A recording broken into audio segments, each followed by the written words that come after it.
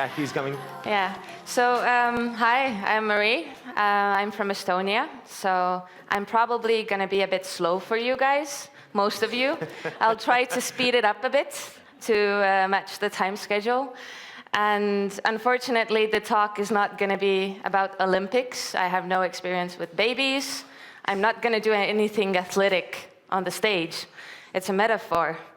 And it's meant for optimizing low traffic sites. So, yeah? No, it's okay. So I'm going to introduce you to 6 building blocks, because I believe that is more practical. And those 6 building blocks are going to help you build your conversion rate optimization strategy. Because when you're dealing with low traffic, you have a lot of issues that those companies like Zappos, Amazon, they don't have that. They have enough traffic, they can run multiple tests, but you need to have a business plan for your CRO strategy. So I'm going to go through those 6 building blocks. Yeah. So first of all, who here thinks they have low traffic? A couple of you. So how we define it is if you have problems running a single A/B test per month, that means that you have low traffic. If you're experiencing problems or if you cannot run one A/B test a month at all. And I'm going to give you some numbers. So imagine you have an e-commerce store. You have a 2% conversion rate, which is rather good. You run an A/B test, and it will result in a 5% uplift, meaning your conversion rate will increase by 5%. Then the sample size required for that A/B test result to be valid is more than 300,000 per variation, which means that you need more than 700,000 unique visitors per the page where you're actually running the test. Because testing is not only about statistical significance, it's also about sample size and test duration. That's what makes it actually valid. So maybe some of you want to reconsider who has sort of low traffic. Yeah, maybe more people. So you might end up in this sort of dark room thinking you don't have enough traffic, so probably I cannot do anything to improve my conversion rate. I cannot do anything to optimize my site. But that is not true. You can ask yourself a couple of questions. So the first question is, can I optimize without testing? And the answer is yes, because testing is only part of optimization. Of course, it's the scientific part, but if you don't have the traffic, you need to work with what you got. So I'm going to give you a couple of things you can do without having traffic and still making the user experience on the website better and making the website sell better or get more leads or whatever your goal is. And the second question is, how can I come up with test results that I can actually measure? So how can I come up with hypotheses that will improve the conversion rate not only 5%, but 50%? And why is this important is because if we look at the same example here, currently we have the 5% minimum detectable effect. That's the uplift. That's what you measure, like A and B is performing 5% better. If we can get B to perform 20% better, then you can see how much the sample size required reduced. So it's still going to be statistically valid if you have the lower sample size. And if we can get it to 40%, then these numbers are already something that I guess most of you could achieve when A/B testing. So those 2 questions are really the ones we need to answer. And sort of we have built a model, Conversion Excel Optimization Tower, and it's about the 6 building blocks. So you need to have, it sort of builds a strategy, and it's key that you cannot have sort of the 3rd building block without having the 2nd one. So it also builds a timeline. So you need to start from ground up. And I'm going to walk you through those one by one, just to sort of give you examples. If you have already done some of these, that's great, but you need to make sure that your foundation is good. And you can guess that the 6th one is already a bit about testing. So first thing you should do Friday morning, so tomorrow morning, you should make sure that you're measuring everything online. And I cannot emphasize this more. You need to make sure that your Google Analytics tracking is set up properly. If you're using any other tracking tools, that's fine. These are just the ones that, to give you some examples, Hotjar is great for heat maps, for session replays. So if you find out that there's a problem on the checkout page, you can actually go to Hotjar and watch what people do on the checkout page, where they get stuck. So you should start measuring everything now, especially with low traffic, because if you have a question 6 months from now, then you have the data to answer that question. Because if you start measuring then you need to wait another 6 months for the data to come in. So this is key. This is what you need to have in place to get started. The second building block is about picking low-hanging fruit, sort of the obvious things that are wrong on the website. And there are several models out there, but they all come down to checking the sales funnel for motivation, for urgency, for relevancy, friction, distraction, and evaluating on all these keywords. And it's best done in a team. Websites are very subjective. It's very easy to draw, I don't like this color, sort of subjective conclusions. But you need to do it in a team and make sure you have a framework that you take as a basis. If you Google frameworks for heuristic analysis, you'll find plenty. But all of them, they come down to these keywords: clarity, urgency, motivation, and so forth. So just to give you an example, here's a website we were working with. It's Ekilter. Can anybody tell me what this website does? Like, what can you do here? And who is it for? Tattoo is a great guess, though. Who wouldn't want an elephant like this? How to make two and buy some Nah, it's problematic. There's a clear issue with clarity. You don't understand who is the website for, what it is about, and what can you do here. There's problems with visual hierarchy. There's no clear focus. You have so many links, so many colors. And actually what the website does is that they sell quilting fabrics. You know, you can make the blankets from all the different fabrics, and also like knitting hardware and like needles and stuff like that. So that's what they do. And this is their website, and it's converting really well. I'm going to use this example throughout the presentation, which is, and it's a huge problem working with them, because they don't want to change a lot of stuff. So you have a clear clarity issue here. If you evaluate it for urgency, so you should go keyword by keyword and mark down all the things you find. Is there anything telling to the customers why they should buy now? Why they shouldn't come back tomorrow? Because it's not a perfect customer sitting behind a computer looking to make a purchase. They will have distractions. They will have children running around, somebody eating the soup, pouring the soup all over the place. You know, they will have distractions, and you need to have a sense of urgency that they should complete the purchase today. Because most of the people who leave the site, they're not going to come back. They're not going to remember. They're going to get caught up in their busy everyday lives. And also for motivation, do we really know what makes those customers tick? Why they buy quilting fabrics? What are the key things that they look out for? Is it fabric quality? Is it the colors? Do they maybe want to see just yellow, blue, pink, and go by that? We don't know that. We need to do research. So you should open up your own website and go through these keywords one by one. Write down all the things you can find. Is there any distraction? Sort of banners that are switching all the time before you even manage to read the headline. It's a distraction.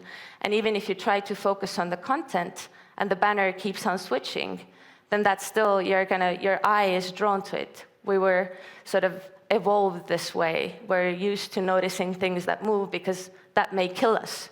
So it's sort of, that's the way it just is. So you need to evaluate your site. And this is sort of a workaround we did for them to show what it could be like. You have the main benefits at the top. They're a bit cut off here. But you also have the main menu, a lot less clutter. You have the main menu here. You have the value proposition, one clear call to action. So it's sort of making the visual hierarchy work. And this is also after doing a lot of research. So we found out that search was important, and we also worked a lot on the copy here. So just to give you an example, and this was one of the things that for me was really sort of a wow moment when I got to it in CRO, is that users spend most of their time on other websites. And this is the basis for heuristic analysis. And sort of this is what every website looks like. It's normally used for sort of mocking how standardized the industry is. But there's sort of a piece of information here, and that's that you have the main menu on top. It's always on top. You're used to looking for it there. You have the main sort of value proposition, call to action, functionalities. It's sort of a standard layout that exists out there. So if you end up on a web page like this that has 4 columns, you have the sort of the menu on the left there, then sign up here at the bottom, not in a usual place, and then these 2 are their main call to actions. It doesn't stand out. It's completely lost in the page, and it doesn't follow any specific structure. So this is really scaring people away. People are not going to invest their time trying to find navigational elements. You need to make it as simple as possible. Do not make them think. So don't try and scare people away with sort of a new and innovative site that looks beautiful. You can do a new innovative site, but you need to follow the structure that already exists. And here are a couple of examples, sort of to prove the point. If we look at Zappos and Zalando, very big e-commerce stores, then when you look at the position of elements, you have the customer service at the top left-hand corner. You have the shopping cart here at the top right corner. You have the login information also here and here. So elements are placed in the same area, and people are used to looking for the shopping cart in the top right corner. They're used to login in the top right corner, and you should follow those. The second thing is software as a service, sort of headers as well, a different industry, but the same pattern. You have the products, sort of even the menu items. First is about the service or products, second about social proof.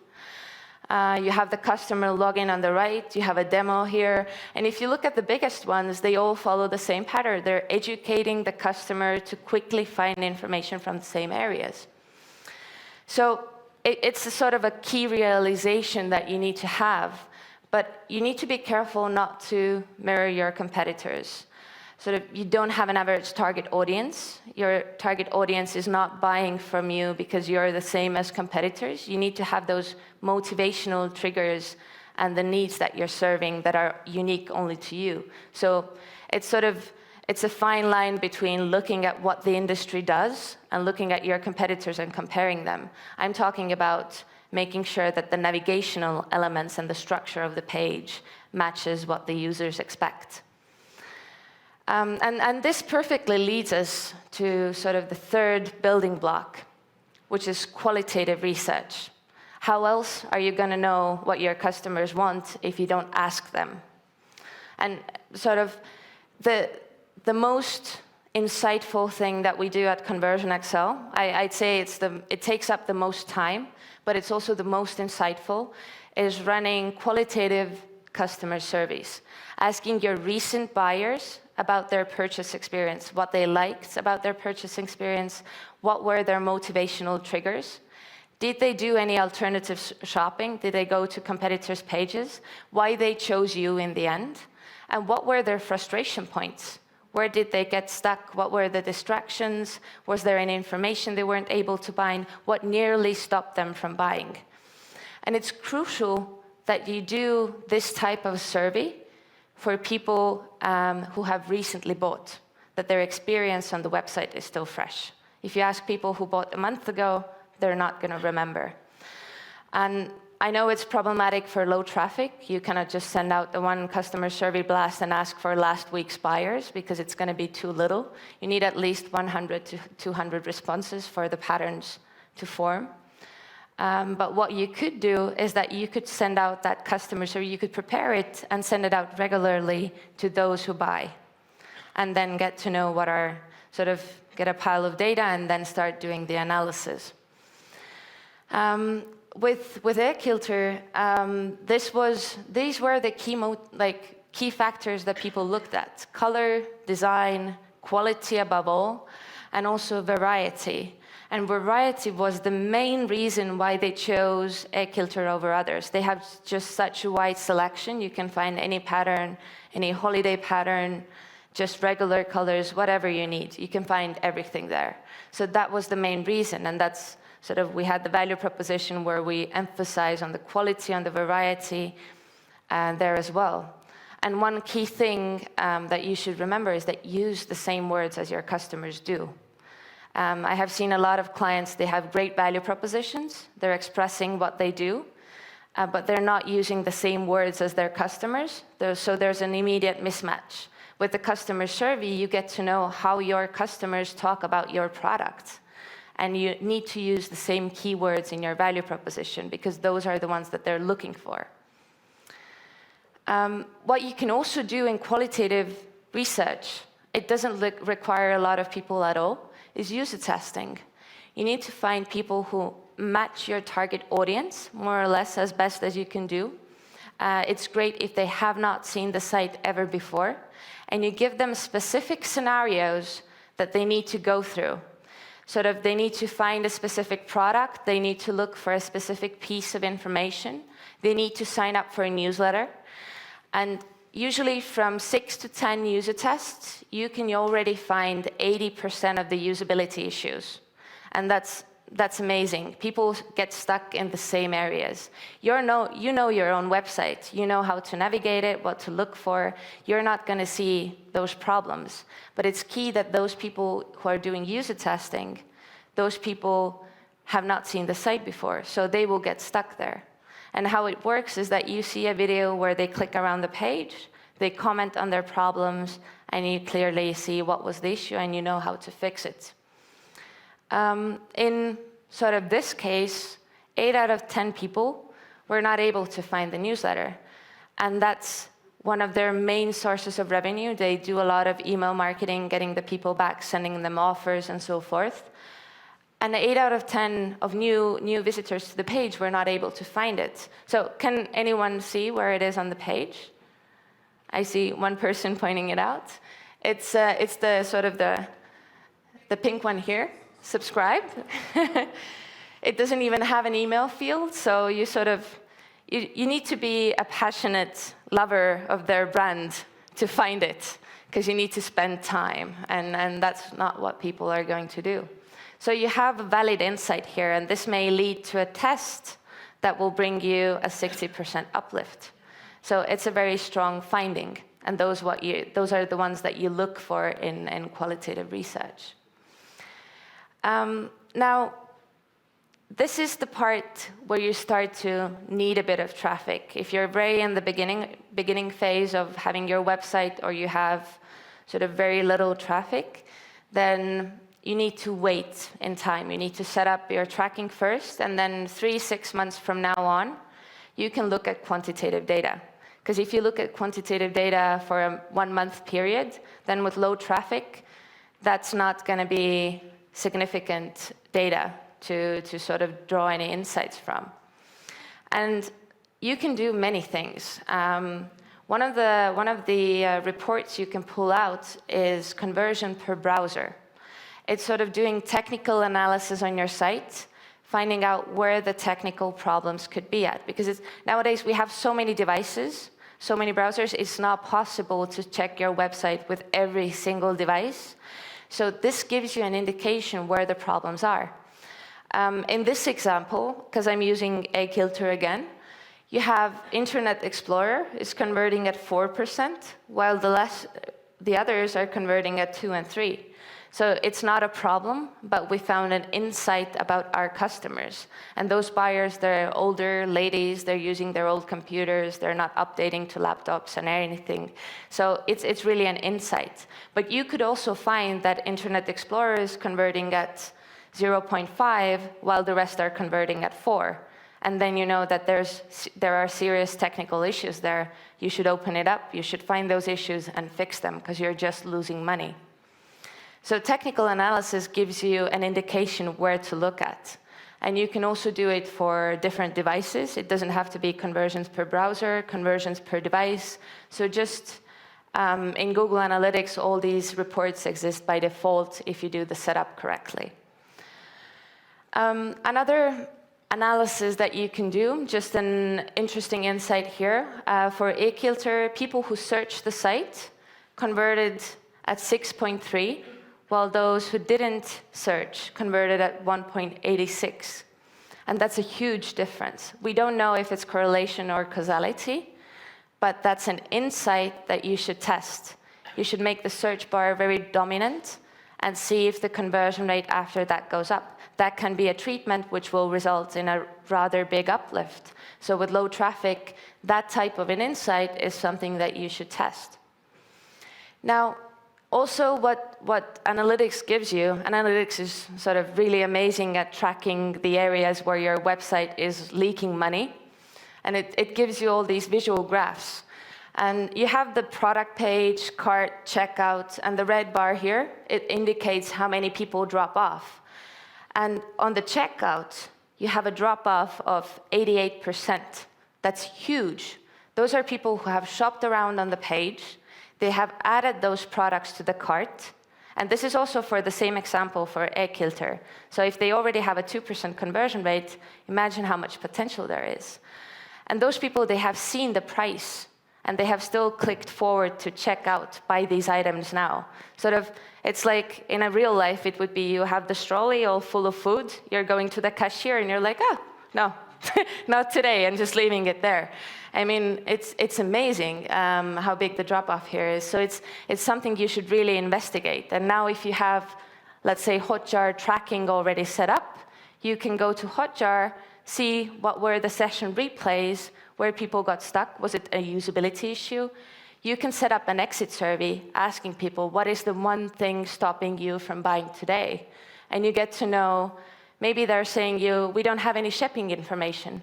I don't know when I'm going to receive the products. Maybe they're saying that the website doesn't look reliable enough. I don't want to enter my credit card details, which actually was the case for them, that people felt uncomfortable on their checkout page to enter their credit card details. They didn't have any security information. It was secure, but they just didn't present it. So people were a bit afraid, and most of them just left the site.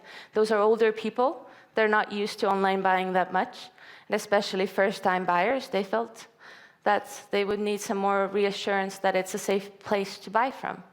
So that's a very strong insight, and you wouldn't have gotten it without actually having the measurement set up and then gathering the data and then looking and analyzing it. Another report you can look at is mouse tracking analysis. You have, here it's sort of a click heat map where people have clicked on the page. It's rather white, but it has more than 1,000 users to this page.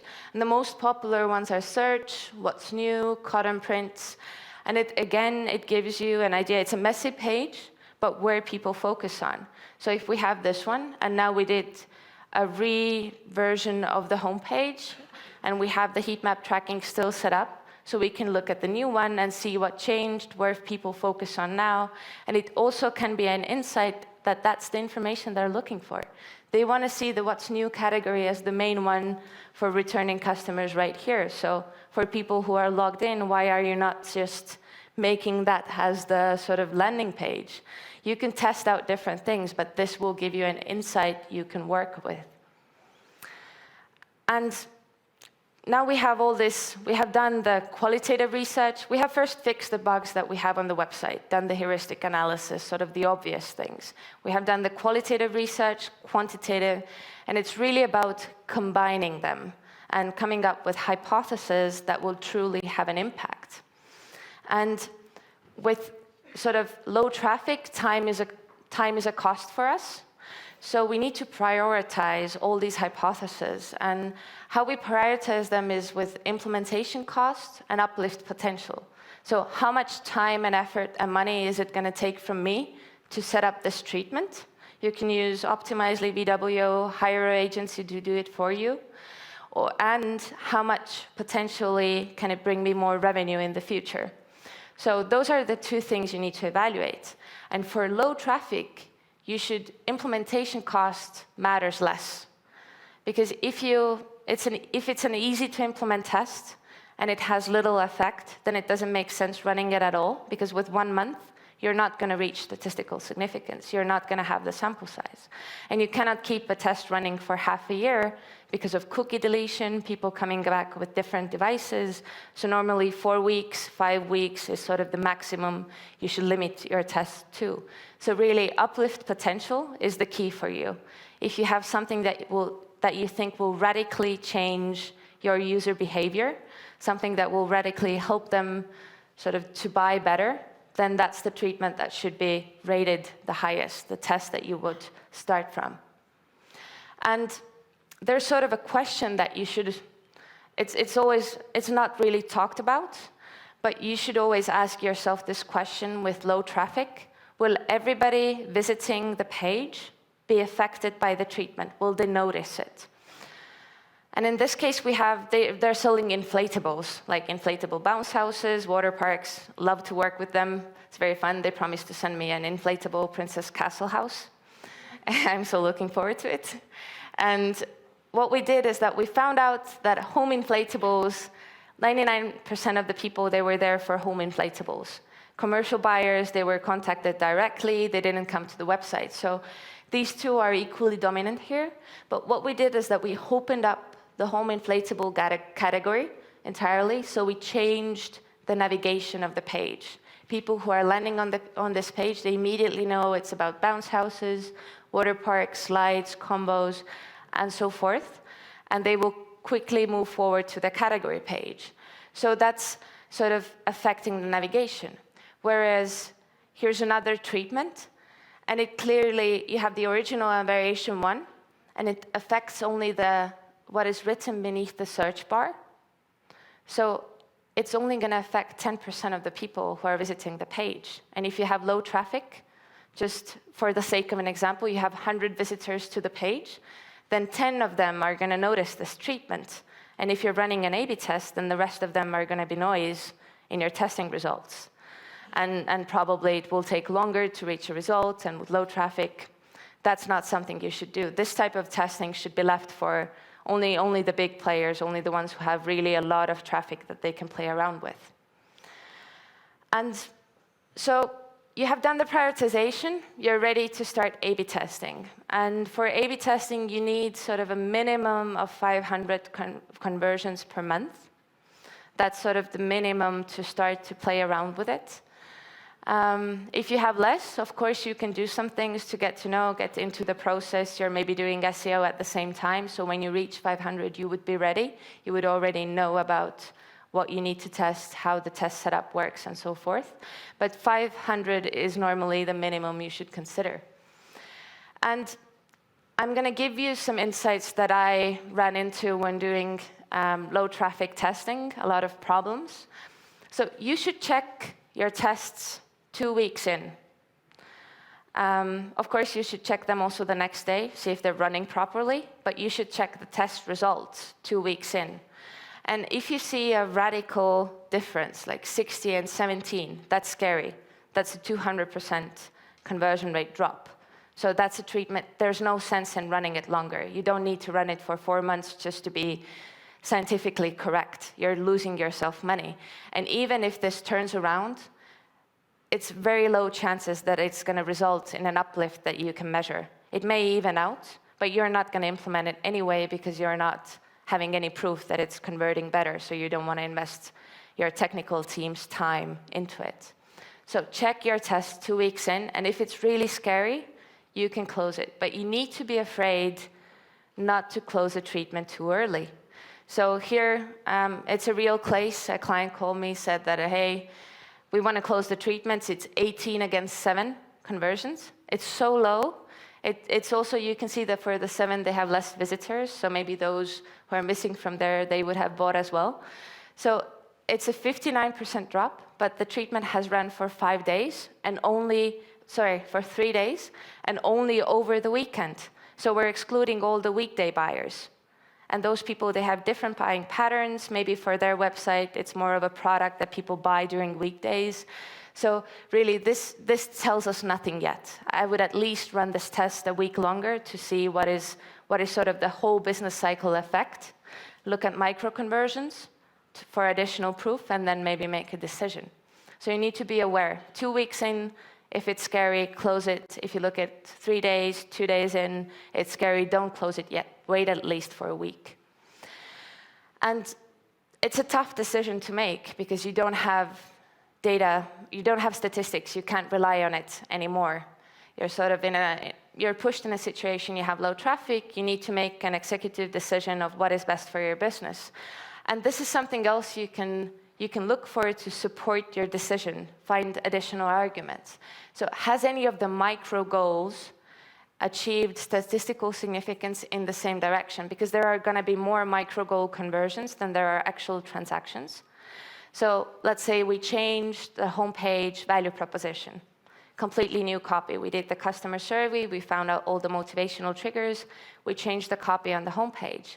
So a micro conversion could be measuring the main call to action clicks, see all products, for example. And then the final conversion that you're measuring is how much revenue you have. So revenue hasn't reached statistical significance, but you can see that significantly more people are clicking on the call to action. So you're widening your funnel. And if your conversion rate hasn't dropped, then that means that overall you're still having sort of more conversions.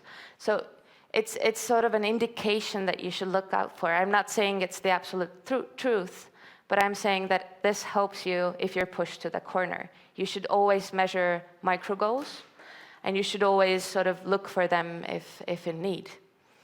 Another thing you can look for is if you have let's say the treatment has been running for 2 weeks, and has the difference between conversion rates stayed stable throughout this whole period?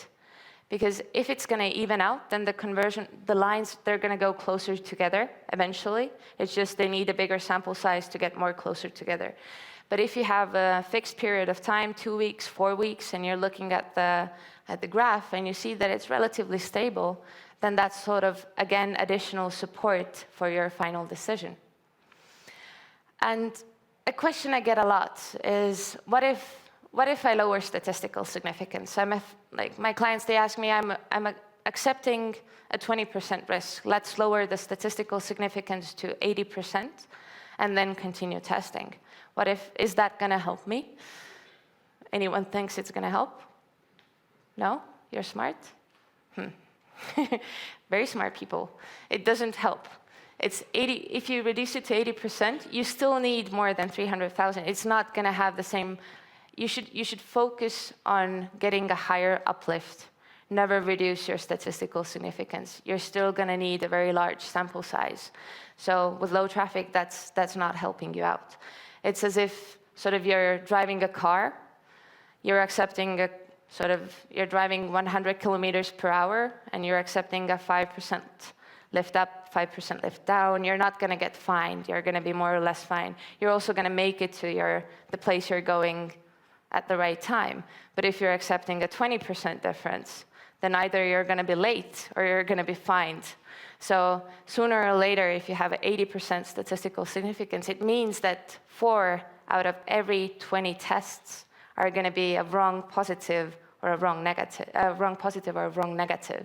So you're making a false decision for your business, and that's just not helping you. So never reduce your statistical significance level. And this is the summary slide. You have the optimization tower from bottom up. You have, first you need to measure everything. That's really the basis, that's the ground level. And then you can start building your blocks for an optimization strategy. And at the same time, you should also build your traffic. So at this point, you can start testing and you can start improving the conversion rate of your website. And I sort of included some lines here. If you really have low traffic, and let's say you're starting the measurements, you're setting them up properly tomorrow, then 3 to 6 months from now, that's the time when you can start looking into quantitative data. because you're going to segment it. You're going to segment it per browser, per device, per target audience. And if you do that, then the conversion counts are going to be really low. And you just can't base your hypothesis on that. So you should wait for 3 or 6 months. Then you can work on quantitative research. You need to prioritize your hypothesis very carefully. And then you can start testing, taking into account that you have more or less already 500 conversions a month. That's sort of the minimum. Of course, you can sort of start it out with testing with micro goals to build sort of the environment and the company, and to get everybody involved in the process. But that's sort of the average that you should look out for. Thank you. I'm open to any questions. And I'm also going to leave up this slide. It's our blog, conversionxl.com. Sign up. It's free. It's free, profitable conversion rate optimization advice every week. And we focus on making it sort of usable for you. So, yeah, okay. I'm open for questions. It's summer. Yeah, we have some questions. The first one yeah, we'll do some workouts. Yeah. Yeah. Okay, the first question from Twitter. How to measure offline channel to impact on online channel? Oh, sorry, this is Andres' question. Sorry. It's my fault. The question for Polli from Twitter is, how important is to use a call to action in a website? Very important. It's sort of, you should tell your customers what they need to do. They don't need to figure it out themselves. You should have this. If you're having a website, you're having it for a purpose. That is the call to action. So tell your customers to do that specific thing. It's very important. It's crucial. It's sort of the ABC of conversion rate optimization. You should definitely have it, and you should have focus on it. Mm-hmm. Okay, there's a second one. If there is a landing page for a specific campaign and the aim in the convert the client at the exact moment, which elements and informs should and should not be included in the page? Which elements for a landing page? Yes. There are several things about it. There's Ole Gardner always talks about landing page optimization. One of the things you need to look out for is that your ad matches your landing page. You cannot start an ad campaign without having a dedicated landing page where you're driving people to. There needs to be a visual match. There needs to be a content match. So if people are clicking on this ad, they're landing on a completely different page, they're going to bounce. They're going to be, oh, I clicked somewhere else. I just missed the button. So that's very crucial. You need to have a value proposition, why they're there. You need to tell who is it for. Is it for students? Is it for, I don't know, teachers? Is it for homestay moms? Who is it for? So that you immediately verify to them that they're in the right place. And you need to have a call to action. You need to tell them what to do and why they should do it. Why you and why now? So sort of, you can go back to the heuristic analysis slide, and all these factors need to be in place. And you need to make sure you also don't have too much distraction. So keep focus on the key elements. Call to action, value proposition. Those are the main things. And having consistency from ad to the landing page. Mm-hmm. Okay, thanks. Do we have some questions from audience? Oh, a lot! You're the first one. Speak in the box. Hey, hello. I want to speak in the box. It looks cool. If we want to make some tests with refunds, we've got a problem with refunds, and it takes about 1 month to Measure funds? Refunds, returning products. Ah, okay, yeah. So, and it takes 1 month to get information that the product will not be buying. We sent a product, yeah, and only after 2 weeks or 2 weeks we know that these products will return. Okay. So how can we organize tests on the website to check it? For example, we can make another services or type of payment. Yeah, Sort of, I think you're looking to solve a problem after a problem. So there's not a problem with how to get those, like what to do after, but there's a mismatch between expectations. That's the first reason why people are returning the product. So maybe there's some information about the product that is not communicated. So I'm not 100% sure I understood your question. No, sometimes people just think that they want to buy, they order it, but not prepaid. Okay, and then they will return it. Yeah, and when they get a product, they think, oh, I don't need this.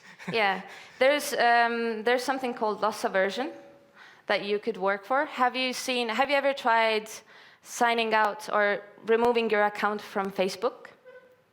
No. No? Well, you should try it. If you do it, then what happens is that they will show you pictures of your friends and say, do you really want to go? John is going to miss you. And other people are going to miss you. We're not going to invite you to events anymore. You're going to be alone. Are you really wanting to do you really want to delete your account? You may have made up your mind, but they're focusing on loss aversion. What are you going to lose? So maybe one of the things, I don't know if they have a form they need to fill in to return the product, you should really focus on the benefits on the product, and do you really want to give this up? Let's say it's a wristband that measures your steps, how many steps you make. It's for health, so you want to look fitter. It's like, do you really want to give up working on your health? Do you know that that makes you live longer? You should really kind of focus on the pain points of what that product solves and create them a feeling that they're giving something away. Yeah, but the question is how to organize tests, because this is my job, and I have to make this. So I would need to know a specific, what's the product, but you can test out different sort of... Is hoodie. Hoodie? Hoodie. And they're returning the hoodie. Yeah. So first of all, ask them why. You're probably getting a selection of different responses. They don't respond. Well, yeah, then you just have to kind of... I think that they're doing it because you can test out different versions, but that's, again, something that... But we have information only after 3 weeks. Yeah, you cannot then test anything before you have something to base it on. Otherwise, it's sort of the hippo makes the decision. The highest paid person in the office says that we should test this. But you're going to waste your time and resources. What I would do is that I would really first focus on getting that piece of information. You could call those people. You should add, I don't know, a form that is asking for their email and get customer feedback, why they're returning the hoodie. If you know that, then you can work out several different treatments, sort of variations of the page that they have to go to return the product, and you can test it out. And your goal is to have less people complete the form, which is also, you need to reverse it in Optimizely, which is going to be interesting. Okay, but, thank you. Yeah, okay. We can discuss it more later. Okay, there was one more question, I saw. Okay, please. Yeah, thanks for presentation. Thank you. And I have one question. You are mentioning that we have to start, second step is picking low-hanging fruit and then qualitative research. And then just the fifth step is prior to making hypotheses. So does it mean that after second and third step, we are just gathering information and doing nothing about our web page? I'm taking as an assumption that you, at that stage, you don't yet have the traffic to run A/B tests. You don't have 500 conversions a month. So these are the steps to build traffic, and then we can... Those are the steps to learn about your customers. And from the qualitative research, user testing, you can find obvious things that you couldn't find when you were doing the second step, which is sort of you're doing the analysis yourself. Then you're doing the qualitative research, which is you're doing the analysis from the perspective of the customer. And if you find that 8 out of 10 couldn't perform a specific action, you don't need to test it. You need to change it.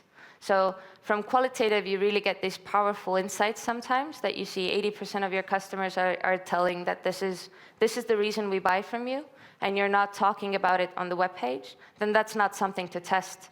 For low traffic, that's something to implement. And you should test on other findings once you have more data and more traffic. So that's why I kind of phased it this way. And qualitative is something you can do before quantitative. You don't need to have that much traffic for qualitative. And that's very sort of valuable. Yeah. Thanks. Thank you. Thanks. Okay, there was one more. Yep. Easy with your laptop. Well, to my mind, if you ever do a marketing campaign, the domain name is your main call to action at the end. Well, usually it is. And my question was, have you ever measured the influence of the domain name usage, how it influences the traffic, or the domain extension, how the domain name extension, the change of it, or the use of many of them influences the traffic? The honest answer is no, I haven't. But I guess that has a bigger impact on traffic than conversion rate, which of course in turn has its impact on conversion rate.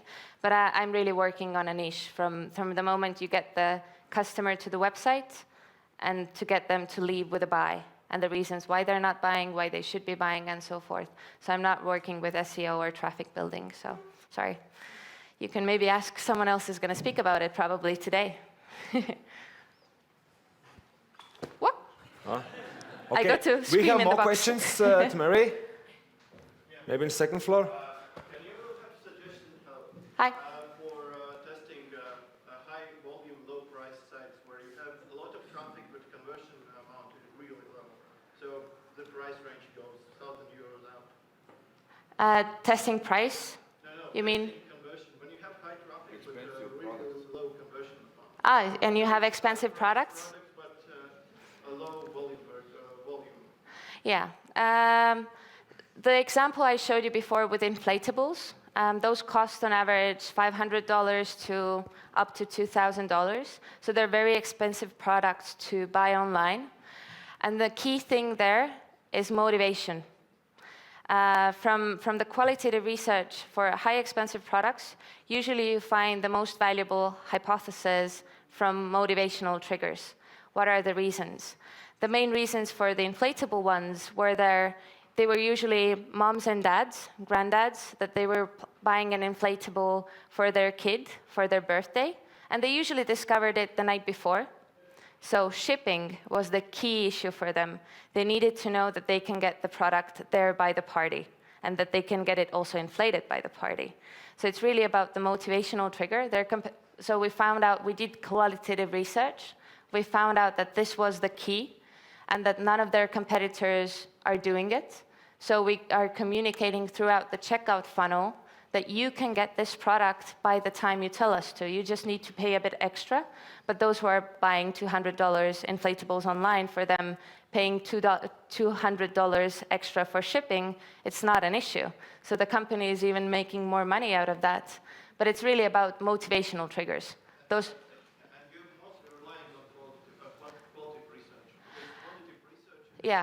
Yeah, because you have very low traffic sort of transactions, very low number of transactions, so you cannot really segment that much, and you really need to focus on motivation, qualitative. Yeah. Okay, do we have some more questions in the audience? No? No? Okay. I need to get off stage. Thanks to Mary. Thank you. That's nice and nice. Thank you.